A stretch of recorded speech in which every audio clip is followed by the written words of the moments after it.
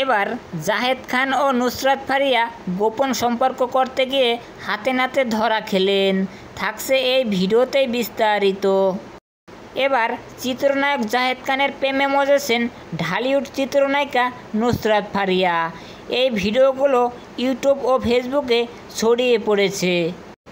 এবার এ বিষয় নিয়ে সময় টিভির সাক্ষাৎকারে মুখ খুলেছেন জাহিদ খান।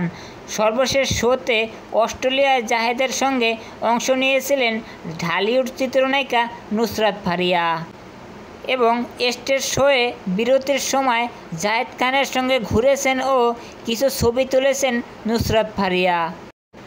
এ বিষয়টি নিয়ে জাহেদ খানের কাছে জানতে চাইলে জাহেদ খান বলেন, আসলে আমি একজন বেচালার মানুষ, তাই যখন যে নায়িকার সঙ্গে ফেসবুকে পোস্ট দেই সবাই মনে করে আমি তার প্রেমে পড়ে গিয়েছি।